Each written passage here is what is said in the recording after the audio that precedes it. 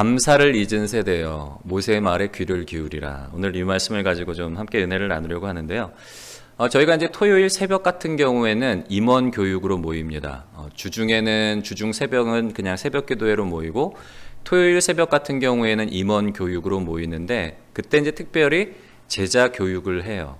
임원들, 교회 안의 직분자들 제자 교육을 하는데 제가 이제 주로 사용하는 그 교재가 뭔가 하면 신앙의 고전들을 가지고 제자 양육을 하려고 그렇게 합니다. 한 2년쯤 이제 된 것 같아요. 저희가 토요 임원 교육으로 제자 교육을 한 게 한 해는 저희가 이제 오스왈드 챔버스의 산상수훈을 가지고 제자란 어떤 사람인가, 제자의 삶에 대해서 이렇게 좀 살펴봤고, 올해는 프랑스와 드 페넬롱이 쓴 그리스도인의 완전이라는 신앙의 고전을 가지고 우리가 이제 제자 교육을 하고 있는데, 제가 신앙의 고전을 사용하는 그 이유는 크게 이제 두 가지가 있어요. 제자 교육할 때 신앙의 고전을 가지고 제자 교육을 하는 이유는 뭔가 하면, 여러분, 이 신앙의 고전은 굉장히 좀 오래전에 믿음의 우리 선진들이 쓴 책이란 말이에요. 그러니까 오늘날과 달리 당시에는 좀 우리가 흔히 말하는 이제 유해 환경이 거의 없잖아요.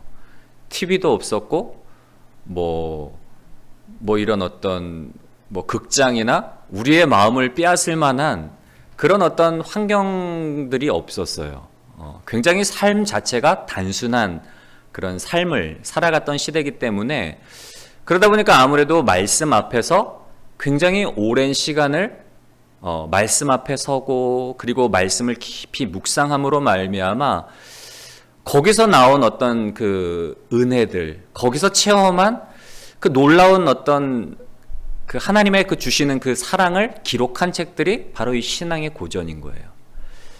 여러분, 우리가 신앙은 세상 모든 일들이 그렇지만 시간과 그리고 얼마만큼 우리가 그곳에 마음을 쏟아 부었는가에 따라서 어떤 세상적인 일도 그렇고 신앙의 성취도도 달라지게 돼 있단 말이에요. 신앙의 고전을 기록한 저자들이 굉장히 오랜 시간 동안 하나님 앞에서 정말 그리스도인으로서 하나님이 기뻐하시고 온전한 뜻이 무엇인가 분별하면서 늘 하나님 말씀 앞에 서고 하나님의 임재 안에 거하려고 많은 시간을 들이고 깊은 묵상을 통해서 건져 올린 그 내용들이기 때문에 신앙의 고전을 보면 저 깊은 샘에서 건져 올린 시원한 물 같은 그런 은혜들이 있어요. 미처 발견하지 못한 보석과 같은 그런 내용들이 있어서 제가 첫 번째로는 그런 이유로 인해서 신앙의 고전을 가지고 제자 양육을 하고 있고, 두 번째로는 신앙의 고전들, 굉장히 오래전에 기록된 책이란 말이에요. 인종이 다르고 나라가 다르고 문화가 다르고 시대가 달라요. 여러분, 한 100년, 200년, 300년 전에 쓴 책들이 오늘 우리가 읽어도 우리에게 은혜를 주는 이유는 뭘까요? 인간의 어떤 보편적인 정서, 그리고 진리를 다루고 있기 때문에, 아무리 시대가 바뀌고 아무리 문화가 우리가 지금 살고 있는 시대가 4차 산업혁명 시대잖아요. 디지털 인공지능의 시대. 옛날에 그냥 농업, 1차 산업 위주의 어떤 그런 시대, 삶도 단순하고 과학이나 경제나 문화가 발달하지 않았던 시대에 기록했던 책임에도 불구하고 그런 오래된 그 책들 속에서 우리가 여전히 은혜를 받는 이유는 뭔가 하면 보편적인 인간의 정서를 다뤄요. 그리고 그 안에는 오늘 우리가 책을 읽어도 그 앞에서도 공감할 수 있는 우리의 마음을 움직이는 그 은혜들이 있기 때문에, 여러분, 오래된 것이라고 다 낡고 쓸모없는 게 아니에요. 영어 표현에 이제 그런 표현이 있거든요. Old is but good is. 오래됐지만 좋은 것, 오래되어서 좋은 것이 있어요. 바로 이런 신앙의 고전처럼. 오늘 본문인 신명기 26장은 이제 모세의 고별 설교에 해당하는 부분입니다. 가나안을 눈앞에 두고 첫 번째 출애굽 세대는 가나안을 눈앞에 두고 실패를 해요. 가나안에 들어가지 못해요. 왜냐하면 하나님의 약속을 믿음으로 붙잡지 못했기 때문에. 12명의 정탐꾼을 보냈는데 보고 돌아와서 10명의 정탐꾼들이 부정적인 보고를 해요. 그 땅은 정말 하나님이 말씀하신 것처럼 젖과 꿀이 흐르는 땅이지만 굉장히 비옥하고 토지 소산도 굉장히 막 좋은 땅이지만 문제가 뭐라고요? 그 땅에 아낙 족속, 아말렉 족속, 가나안 족속, 막 거인 족속의 후예인 그들이 살고 있어서, 그리고 그 성에 있는 그 성들은 크고 높고 견고해서 우리가 그 성을 함락시킬 수 없을 뿐더러 그 안에 살고 있는 사람들이 너무 크고 장대한 전투 민족이라서 우리는 그들 앞에 메뚜기처럼 여겨진다. 우리 가면 반드시 죽게 된다.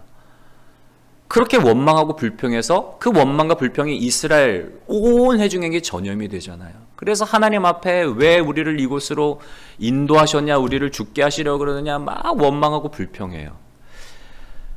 잊어버린 거죠. 하나님이 어떤 능력으로 그들을 출애굽시키시고 광야 여정 동안 먹이시고 입히셨는지 잊어버린 거예요. 하나님이 어떤 분인지를 기억하지 못한 거예요. 현실에 두려움에 사로잡혀서. 그래서 결국에는 가나안에 들어가지 못하고 광야 40년 동안 출애굽 세대들은 다 죽었단 말이에요. 이제 두 번째로 가나안을 눈앞에 두고 있는데 이 세대는 어떤 세대예요? 광야에서 나고 자란 세대예요. 광야 세대예요. 여러분, 모세가 그 세대를 바라봤을 때 어떤 마음이 들었을까요? 오늘날 우리가 이제 흔히 말하는 MZ 세대, 굉장히 철딱선이 없는 것 같고 우리의 어떤 생각, 우리의 가치 기준과는 전혀 다른, 때로는 그런 세대들을 보면서 그냥 우린 좀, 어른들은 좀 그런 마음 있잖아요. 걱정이 되잖아요. 쟤들이 뭐 어떻게 잘 살까?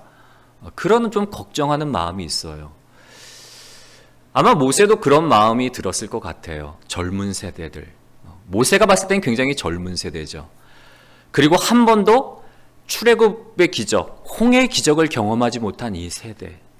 그 세대가 이제 가나안을 들어가기 위해서 그 초입에 기다리고 있는데 모세가 마지막으로 이 광야 세대에게 전해주는 말씀이에요.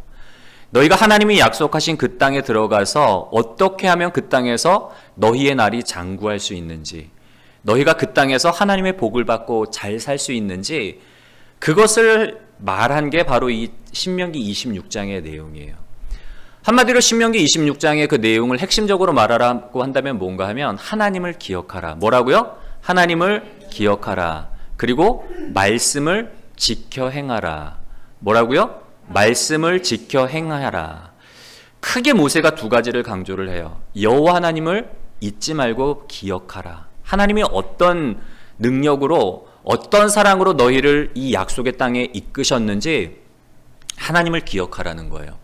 그리고 하나님이 자신을 통해서 시내산에 주신 그 율법을 지켜 행하라는 거예요.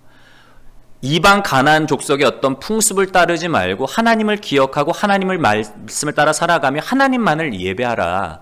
그리하면 너희의 날이 이 땅에서 장구하리라. 핵심은 그거예요, 여러분.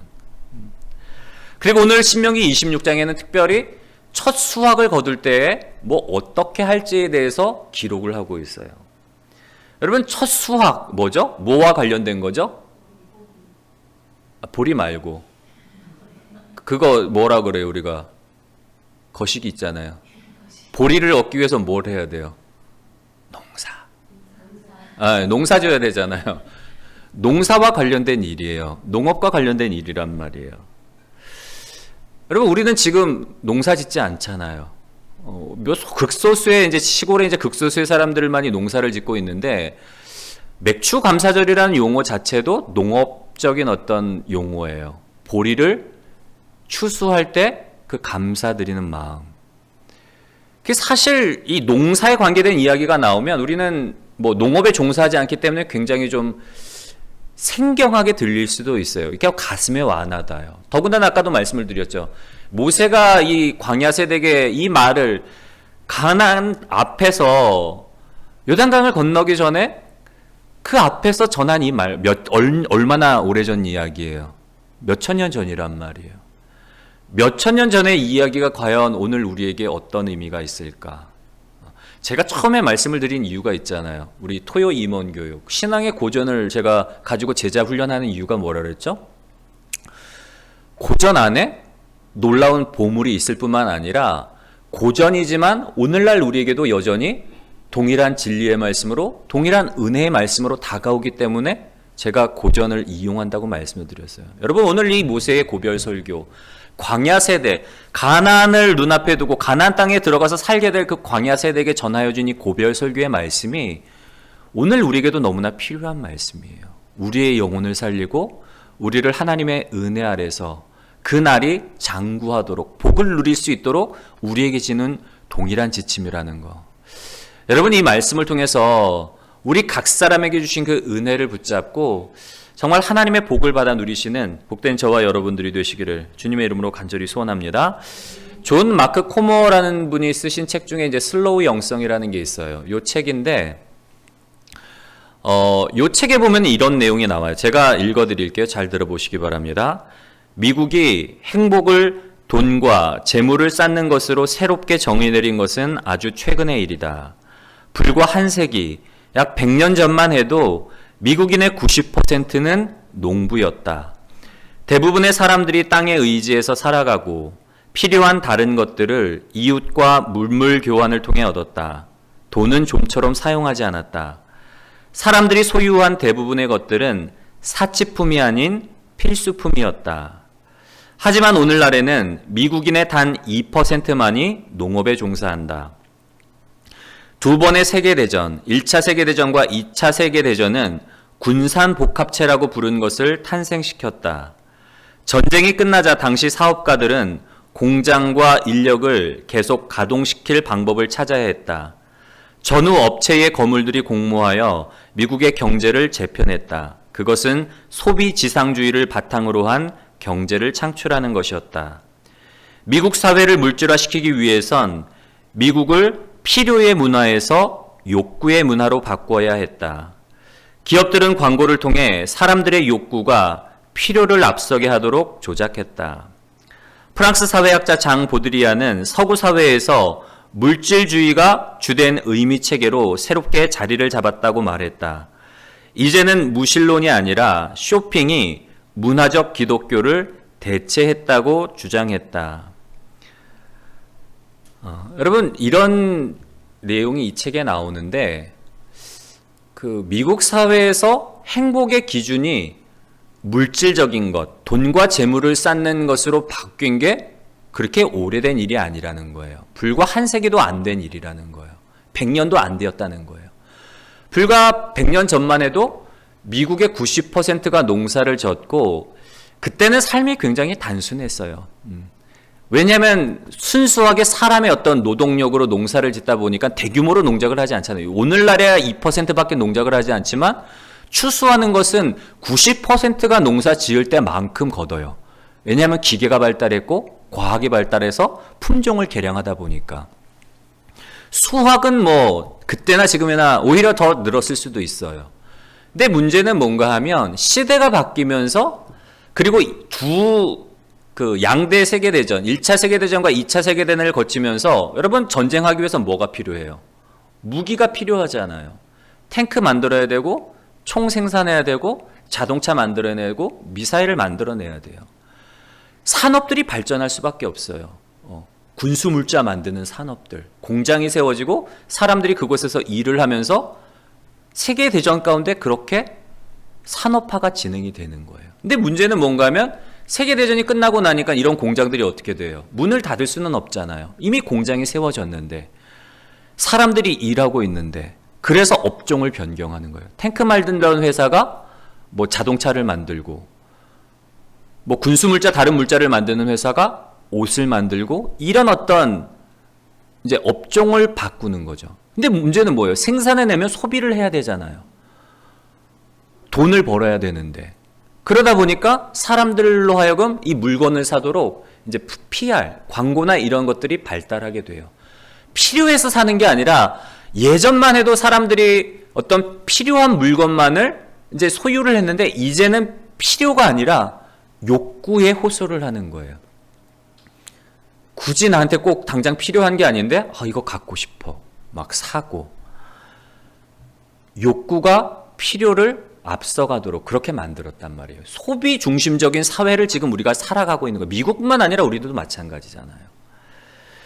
그러면서 사회가 어떻게 바뀌는가 하면 시대가 이제는 무신론이 기독교의 가장 큰 적이 아니라 뭐가 가장 큰 적이라고요? 쇼핑. 쇼핑이 문화적 기독교를 대체했대요.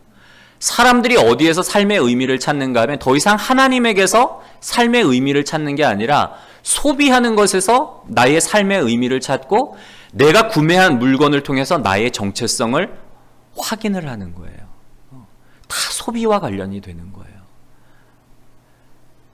내가 충분히 소비할 어떤 여력이 안 되면 어떻게 해요? 불행하다고 느끼는 거예요. 삶이. 만족하지 못하는 거예요. 막 다른 사람들, 막 명품을 사고 좋은 집에 살고 좋은 차 타고 다니는 사람들을 동경하고 그렇지 못한 자기의 모습이 불행하게 느껴지고 이게 오늘날 시대의 문제란 말이에요. 사람들이 하나님에게서 삶의 의미를 발견하고 하나님이 형상대로 지음받은 존재라는 것에서 우리의 정체성을 발견하는 게 아니라 다 소비와 관련이 됐다는 거예요. 여러분, 그러다 보니까 어떤 일이 일어나죠? 우리가 하나님을 발견하지 못하는 거예요. 그냥 내 욕심에 사로잡혀서 살게 돼요. 여러분, 이게 얼마나 위험한 일인가 하면 모세가 왜 광야 세대에게 너희가 가나안 땅에 들어가게 되면 절대로 하나님을 잊어버리지 말고 하나님의 말씀을 지켜 행하라. 여러분, 그렇게 이야기를 했을까요? 거기에 생명이 있기 때문에. 하나님을 기억하고 하나님 안에 거하며 하나님을 기뻐하며 하나님의 말씀을 따라 살아가는데 진정한 생명이 있는데 광야 세대들이 그렇지 못했어요. 가나안 땅에 하나님의 은혜로 들어가고 나서 그들이 잊어버려요. 하나님을 잊어버리고 모세가 그토록 경고했건만 바알신, 아세라신, 가나안의 신들을 음란히 섬겨요. 그리고 말씀을 지켜 행하지 않아요. 결국에 그로 인해서 어떤 일들이 일어나는가 하면 그들이 심판을 받고 그들의 나라가 무너지고 땅은 황폐해지고 이방의 포로로 사로잡혀가는 그런 일들을 당한단 말이에요.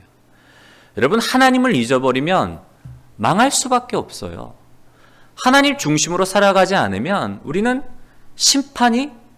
심판만이 우리를 기다리고 있단 말이에요. 오늘 이런 시대, 광야 시대의 세대나 오늘 소비주의 중심의 시대를 살아가고 있는 우리나 하나님을 기억하고 하나님의 말씀을 지켜야 하는 게 우리의 생명이에요. 그래서 오늘 이 모세의 말에 우리가 더욱더 귀를 기울여야 되는 거예요, 여러분. 여러분, 모세는 광야 세대에게 뿐만 아니라 오늘 우리에게 두 가지로 동일한 권면을 주고 있습니다. 첫 번째는 뭔가 하면 우리 한번 읽어볼까요? 시작. 삶 속에서 하나님의 은혜를 감사하라. 삶 속에서 하나님의 은혜를 기억하며 그 은혜에 감사하라는 거예요. 하나님께서 이스라엘 백성에게 3대 절기는 반드시 너희가 지키라고 말씀을 하세요. 뭘까요? 첫 번째, 유월절. 두 번째, 칠칠절. 세 번째, 초막절이에요.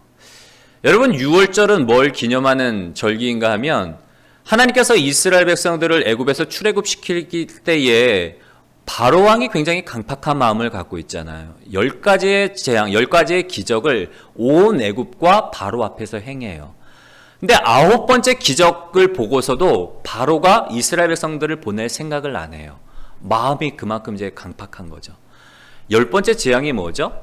죽음의 사자가 온 애굽을 돌아다닐 때에 그로 인해서 그 밤에 처음 난 것들, 위로는 바로 왕으로부터 아래로는 그 종의 처음 난 자녀들뿐만 아니라 사람의 처음 난 것뿐만 아니라 짐승의 처음 난 것들도 처음 난 것들은 죽음의 사자가 다 그 생명을 취하게 될 거라는 거예요.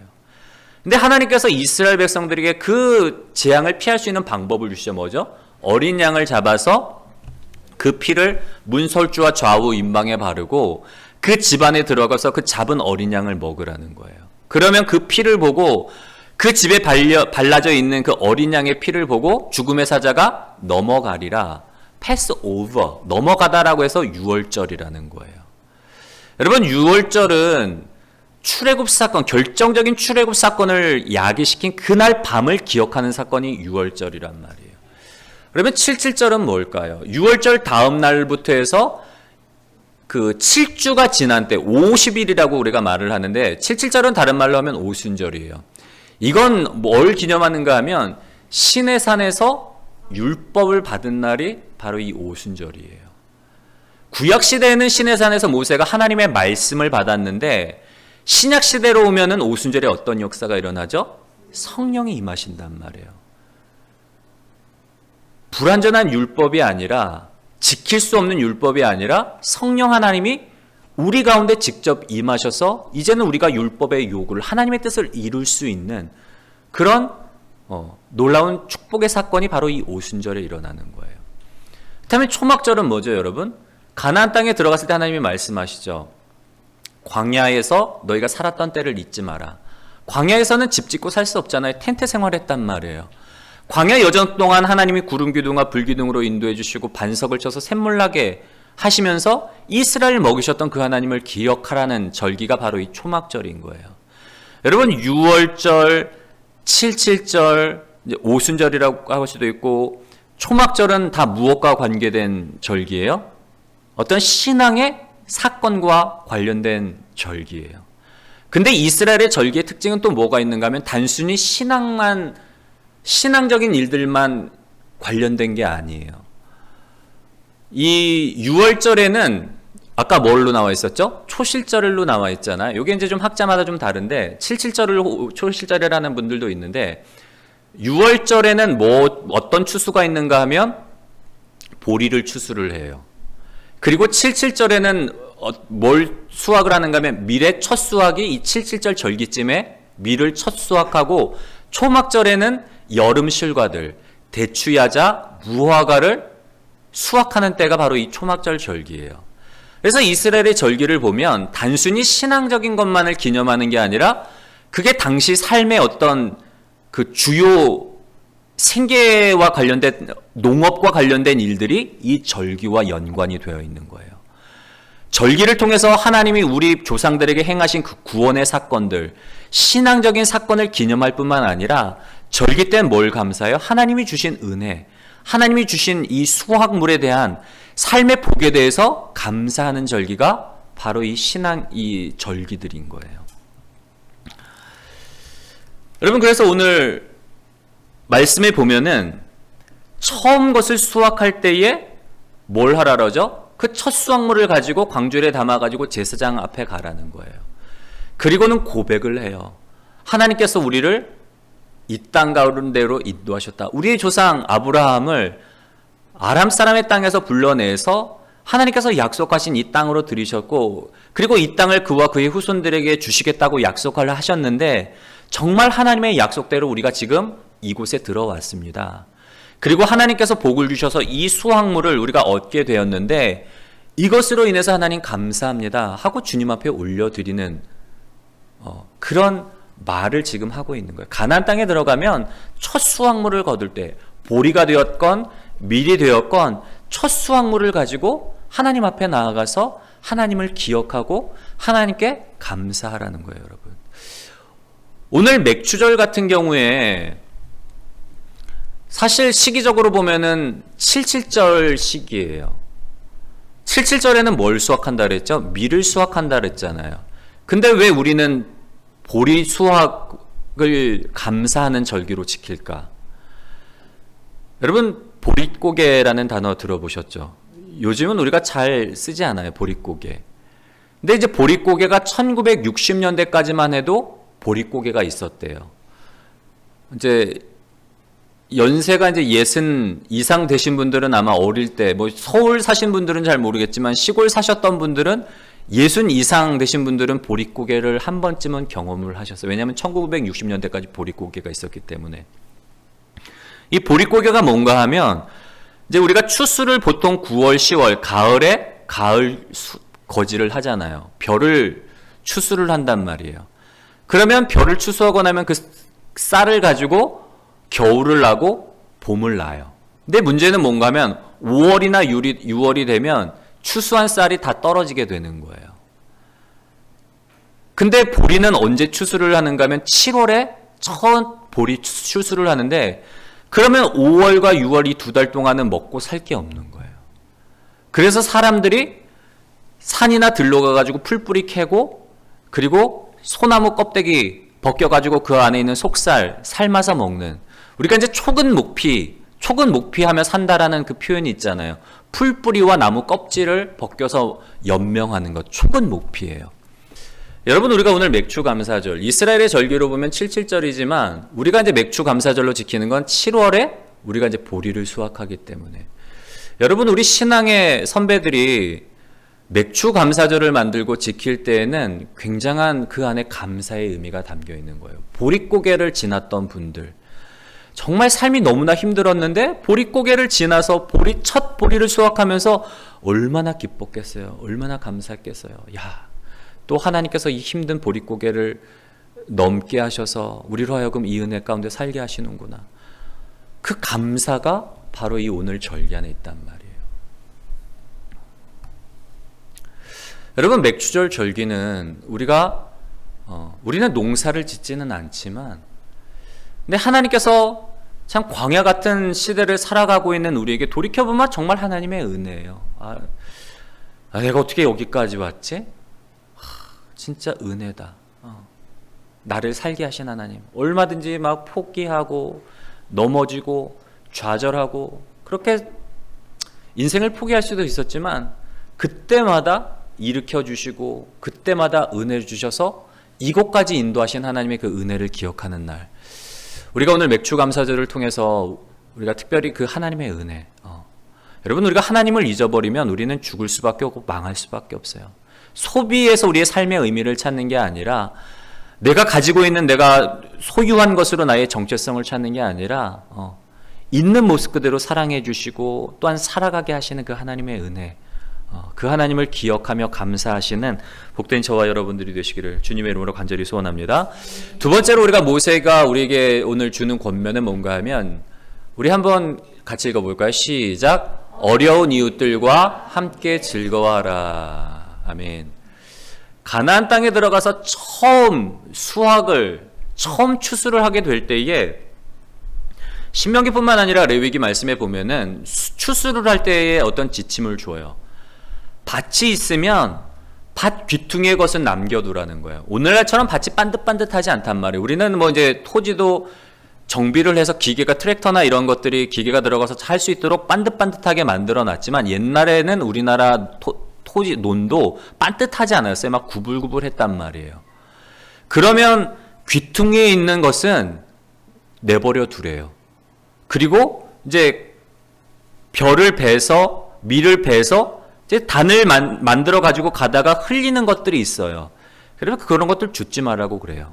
왜냐하면 그런 것들을 내버려 두어서 가난한 사람들이나 나그네가 그것을 가지고 먹고 살 수 있도록 그렇게 내버려 두라고 그래요. 밭의 작물뿐만 아니라 심지어는 포도원의 포도도 다 따지 말고 남겨두라고 이야기를 해요. 그래서 가난한 사람들, 같이 이스라엘 백성들과 함께 살아가고 있는 사람들 중에 가난한 사람들과 나그네들이 그것을 가지고 생활을 할 수 있도록 그렇게 하라고 지시를 해요.